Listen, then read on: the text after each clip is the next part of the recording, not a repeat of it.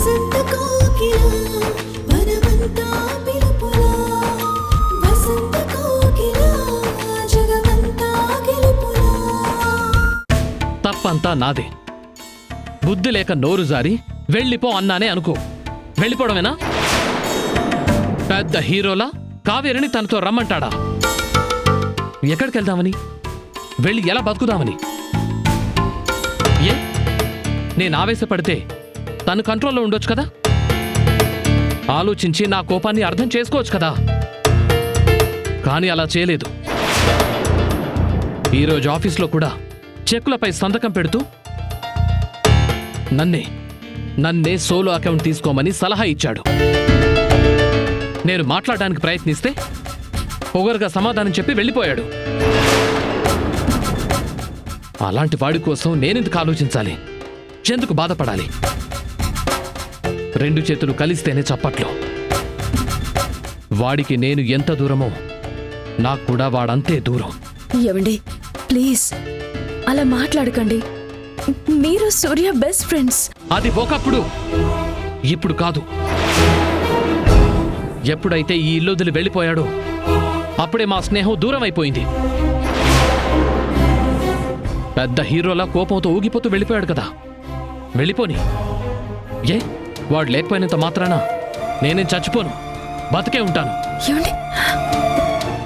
సంధ్య, నేను నీకిదే last time చెప్తున్నాను. ఇక నుంచి ఆ పేరు కూడా ఈ ఇంట్లో వినిపించకూడదు. ఆ మనిషి టాపిక్ మన మధ్య రాకూడదు. That's all. దట్స్ ఆలా? అవును, దట్స్ ఆల్.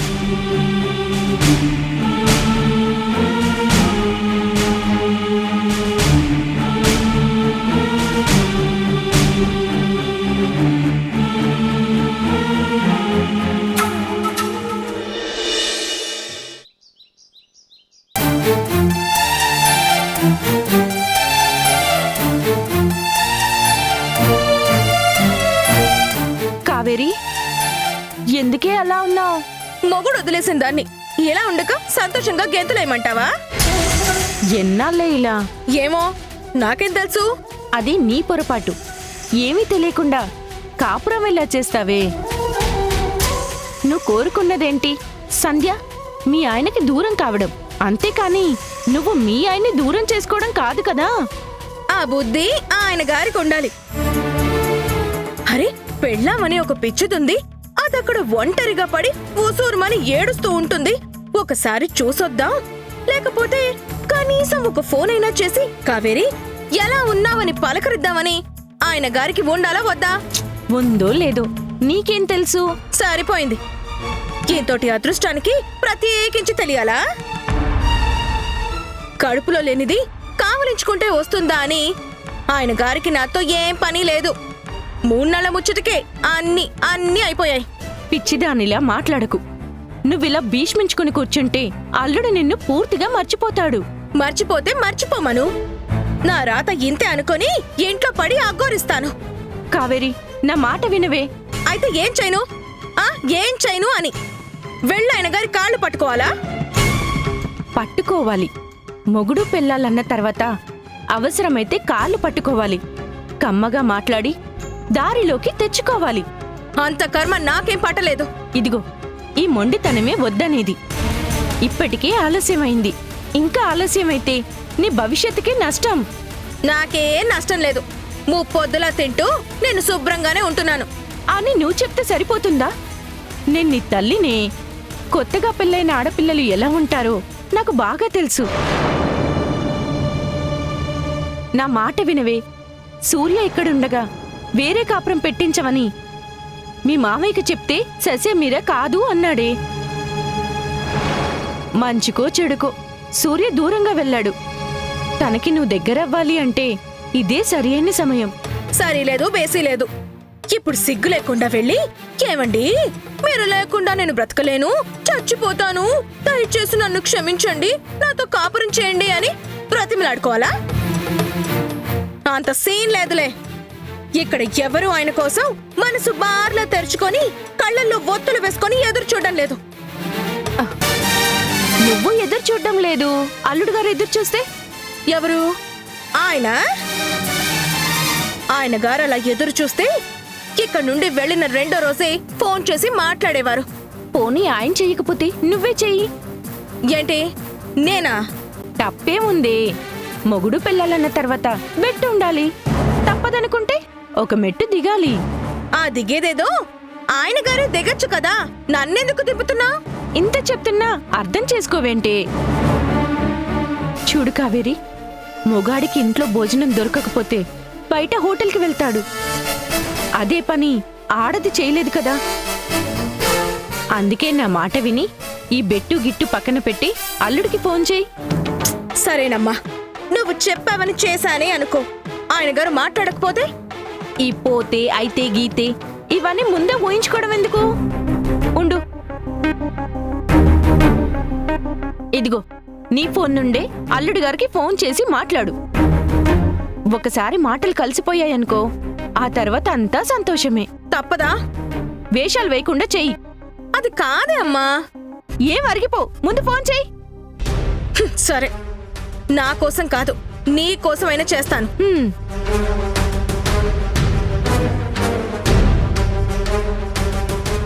అమ్మా, ఫోన్ రింగ్ అవుతుంది. శాంతంగా ప్రేమగా మాట్లాడి.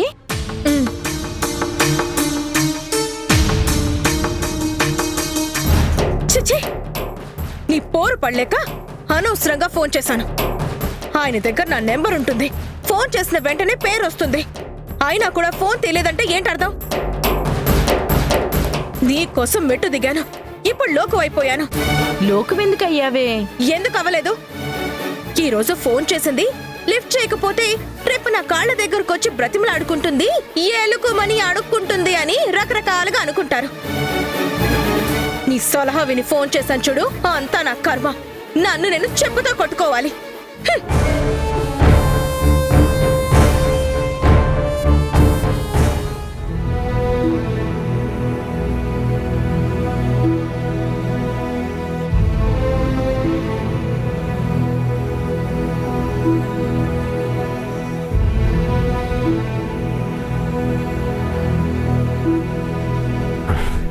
కావేరి ఎందుకు ఫోన్ చేసింది?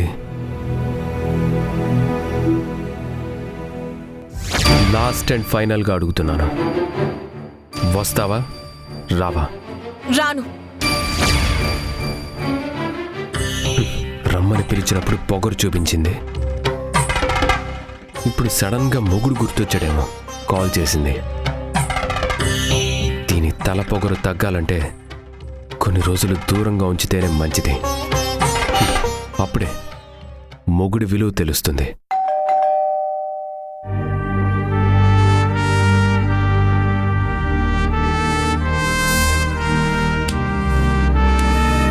నమస్తే సార్. నీకోసం వెయిట్ చేస్తున్నాను. రా రమేష్, కూర్చుందు. పదండి. కూర్చో. Thank you. ఏంటి సార్ సడన్ గా ఇంటికి పిలిచారు? ల్యాండ్ డీలింగ్స్ ఏదున్నా సరే ఆఫీసులోనే కదా మాట్లాడేది. ఇది కొంచెం పర్సనల్, అందుకే పిలవాల్సి వచ్చింది. కొత్తగా ఒక ప్రాజెక్ట్ స్టార్ట్ చేయబోతున్నాను. అందుకు 2-3 ఎకరాల్లో మంచి ల్యాండ్ కావాలి. ప్రాజెక్ట్ స్టార్ట్ చేస్తున్నారా? ఆకాష్ సార్తో ఉదయమే మాట్లాడాను, ఆయన ఏం చెప్పలేదే. పర్సనల్ అని చెప్పాను కదా, ఈ ల్యాండ్ నా కోసం. అంటే మీరు సెపరేట్గా ఏఎస్ బిల్డర్స్తో మీరు పార్ట్నర్ కదా? చూడు రమేష్, రియల్ ఎస్టేట్ బ్రోకర్గా నీ పని ల్యాండ్ని చూసి పెట్టడమే. అంతకు మించి డీటెయిల్స్ నీకు అనవసరం అనుకుంటా. ఓకే సార్, చూస్తాను. ప్రస్తుతానికి సిటీ అవుట్స్కట్స్లో ఉన్నాయి. ఏదైనా మంచి సైట్ వస్తే మీకే చెప్తాను. కమిషన్ గురించి ఆలోచించద్దు. డీల్ మంచిదైతే నువ్వు ఎక్స్పెక్ట్ చేసిన దానికంటే ఎక్కువ ఇస్తాను. తప్పకుండా సార్. వీలైనంత త్వరగా చూడు. ఈలోపు నేను బ్యాంక్ లోన్ కోసం ట్రై చేస్తాను. అలాగే సార్, 2-3 రోజుల్లో మీకు ఫోన్ చేస్తాను. వెళ్ళొస్తాను సార్.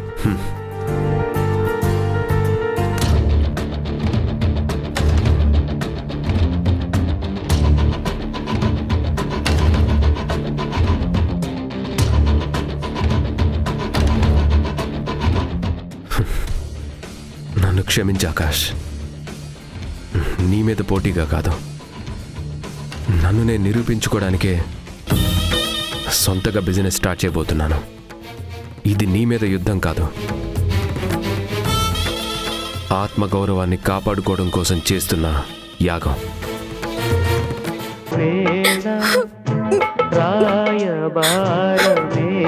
కావేరి ఏమైంది? ఎందుకు ఏడుస్తున్నావు? అమ్మా, టీవీలో ఏ పాట చూసినా, మొగుడు పెళ్ళాలుగా ఎవరిని చూసినా నాకు మా ఆయనే గుర్తొస్తున్నారమ్మా. నిన్న ఫోన్లో నా మిస్డ్ కాల్ చూసి కనీసం ఫోన్ తిరిగి చెయ్యాలి కదా, చెయ్యలేదు. అంటే ఆయనకి నేను వద్దేమో, కొన్ని రోజులకే నన్ను మర్చిపోయారేమో. నాకు చాలా భయంగా ఉందమ్మా. నువ్వు అనుకున్నట్టు ఏం కాదు. ముందా ఏడు పాప. పిలిచిన వెంటనే నువ్వు అతనితో రాలేదని కోపంతో ఉన్నాడేమో. ఆ కోపం తగ్గిన తర్వాత అతనే ఫోన్ చేస్తాడులే. నువ్వేం బాధపడకు. బాధపడకుండా ఎలా ఉంటానమ్మా? ఆయన మనసులో ఈ మహాతల్లి తిష్ట వేసి కూర్చుందని తెలియక ఇష్టపడి పెళ్లి చేసుకున్నాను.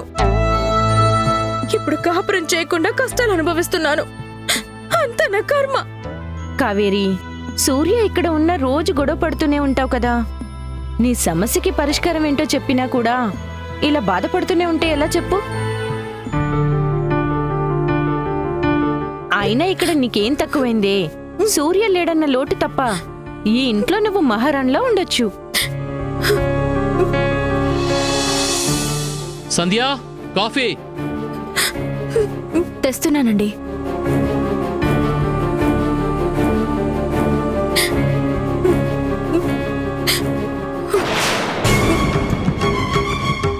కావేరి, ఎందుకు ఏడుస్తున్నావు? మూగుడు వద్దనుకున్న భార్యని నా బ్రతుక్కి ఏడుపు తప్ప ఏం మిగిలింది మామయ్య. నీ మీద గౌరవంతో ఆయన పిలిచినా రానని చెప్పాను. ఇప్పుడు ఆ నిర్ణయం కరెక్టా కాదా అని తెలియక తేల్చుకోలేక పిచ్చెక్కిపోతుంది మామయ్య. ఊరుకో కావేరి. ఇక్కడి నుంచి వెళ్ళిన తర్వాత ఫోన్ చేస్తారనుకున్నాను, చెయ్యలేదు. నేను ఫోన్ చేసినా కూడా లిఫ్ట్ చేయట్లేదు. భర్త మీద నీకెంత ప్రేమ ఉందో నేను అర్థం చేసుకోగలను కావేరి. కానీ భార్య అంటే విలువలేని అలాంటి వాడి గురించి నువ్వు ఆలోచించొద్దు. కాఫీ తీసుకోండి.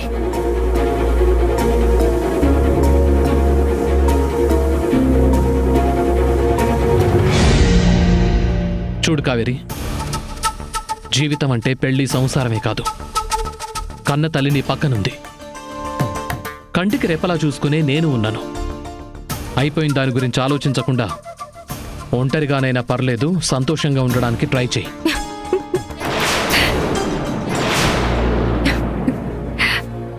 ఎందుకు నవ్వుతున్నావు? బాధలో ఉంటే ఓదార్చడం తప్పు కాదు, కానీ బంధాన్ని మర్చిపోయి ఒంటరిగా అది సంతోషంగా బ్రతకమని సలహా ఇస్తున్నారు కదా, చాలా గొప్పగా ఉంది.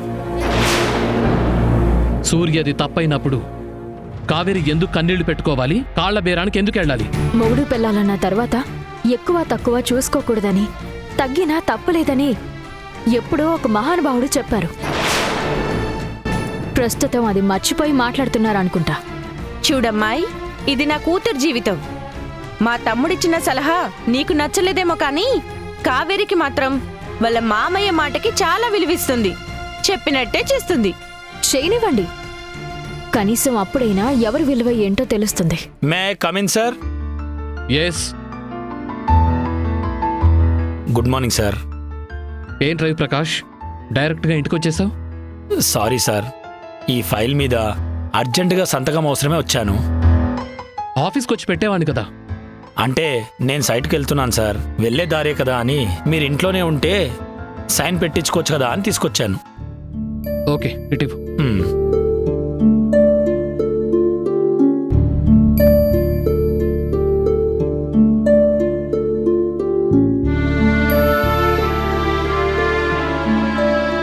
సైట్ దగ్గర పని ఎలా జరుగుతోంది?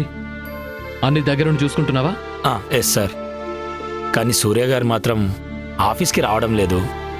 ఫోన్ చేసినా రెస్పాన్స్ లేదు.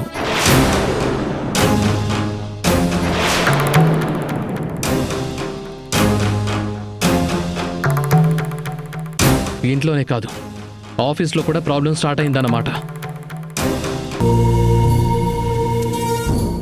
సార్, మన రియల్ ఎస్టేట్ బ్రోకర్ రమేష్ ద్వారా ఒక విషయం తెలిసింది. సూర్య గారు సొంతంగా బిజినెస్ స్టార్ట్ చేయబోతున్నారట.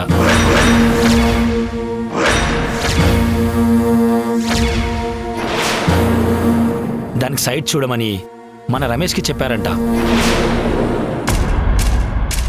మీ మీద సూర్య గారి కోపం ఉందని తెలుసు, కానీ మరీ బిజినెస్లో పోటీ పడే వరకు వెళ్తారనుకోలేదు సార్. పోటీనా? నాతోనా? బిజినెస్ చేయటం, బిల్డర్గా సక్సెస్ అవ్వటం అంటే కోపంగా ఇంటి నుండి వెళ్ళిపోవటం, అయిన వాళ్ళ మీద అరవడం అనుకుంటున్నాడేమో. మన ఫీల్డ్లో సూర్య అన్న పేరు అందరికీ తెలియడానికి కారణం నేను, నా కంపెనీ. అలాంటిది నాకు పోటీకి వస్తాడా?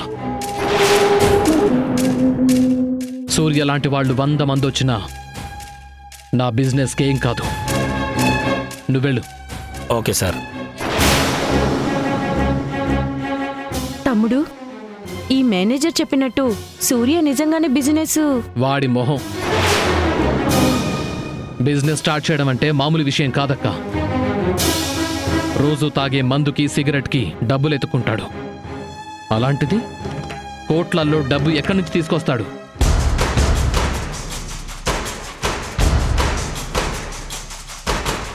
మత్తుగా తాగి పడిపోవడం తప్ప వాడికి వేరే బిజినెస్ ఉండదు. చూసావా తమ్ముడు, నువ్వు సూర్యాన్ని తక్కువ చేసి మాట్లాడావని మీ ఆవిడ కోపంగా ఎలా వెళ్ళిపోయిందో. కందకులని దొరద కత్తి పెట్టుకొనడం అంటే ఇదేనేమో. చూడండి, మీ ఇద్దరికి మళ్ళీ చెప్తున్నాను, అయిపోయిన విషయం గురించి మాట్లాడి ఉన్న కొంచెం మనశ్శాంతిని కూడా నాశనం చేయొద్దు. అయ్యో కర్మ, ఇప్పుడు నేనేమన్నాన్రా? ఏం అనొద్దనే నేను చెప్తున్నాను. సరిపోయింది, నువ్వు రావే.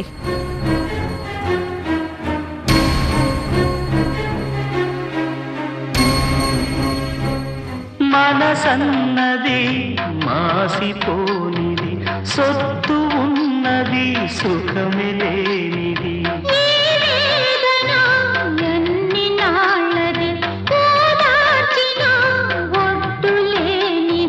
నా పాటకే గొంతు పలికింది లేదు, నా కళ్ళకి నాడు కన్నీళ్ళు రావు.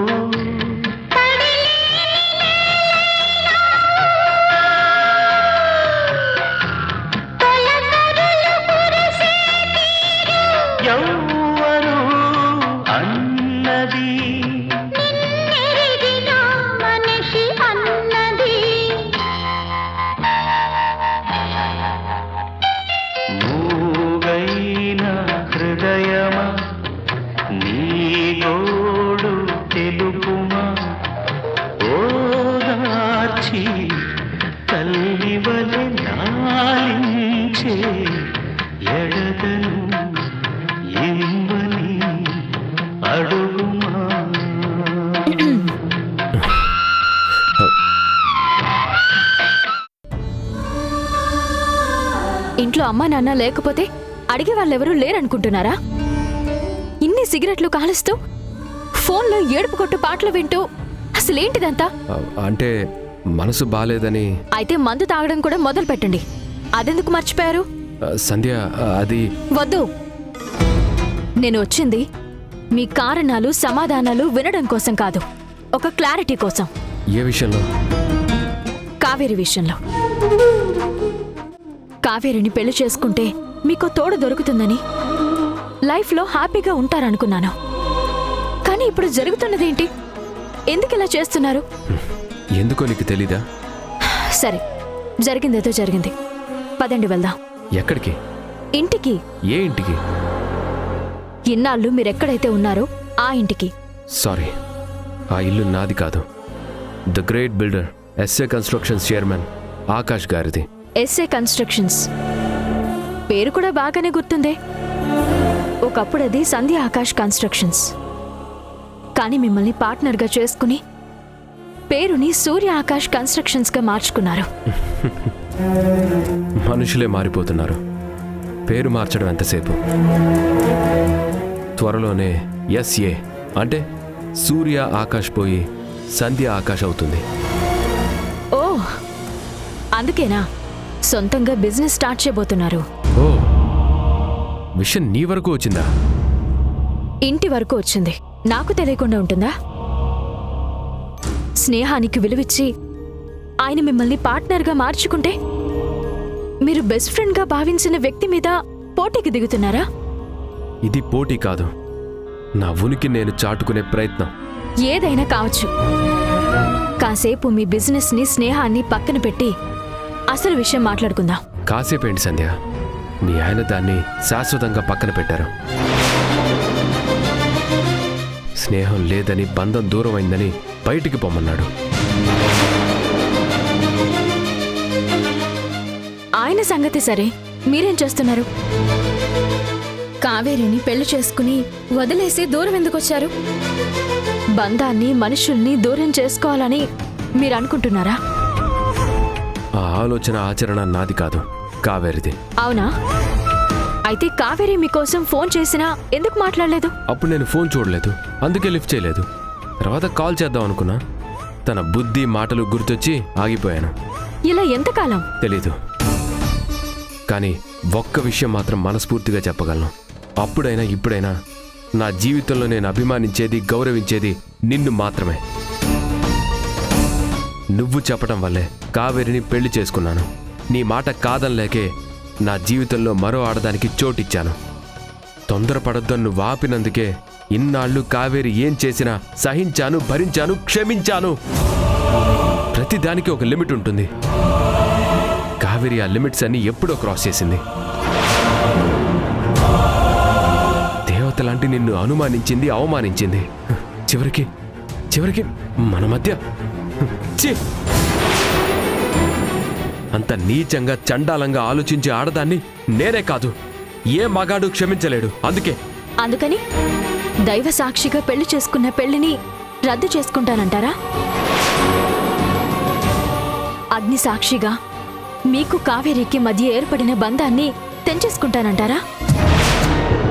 తను తొందరపడిందని మీరు తొందరపడి ఎవరికీ మనశ్శాంతి లేకుండా చేస్తారా? ఆ మాట చెప్పాల్సింది నాకు కాదు, చెప్పాల్సిన వాళ్ళకి చెప్పాను, మీకు చెప్పాలనే వచ్చాను. సూర్య, కావేరి చిన్నపిల్ల, కానీ మీరు అన్నీ తెలిసిన మీరే ఆవేశపడితే ఎలా? మీ స్నేహితులిద్దరి మధ్య వచ్చిన సమస్య మీ భార్యాభర్తలిద్దరినీ దూరం చేయకూడదు. ఇప్పటికైనా నా మాట వినండి.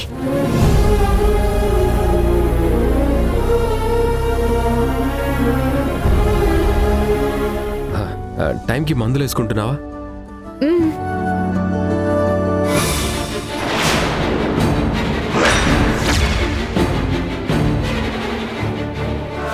మన మధ్య ఎన్ని గొడవలున్నా కడుపులో ఉన్న బేబీ మాత్రం డిస్టర్బ్ అవ్వకూడదు. ఎక్కడి నుంచి వస్తున్నావు? సూర్య వాళ్ళ ఇంటి నుండి.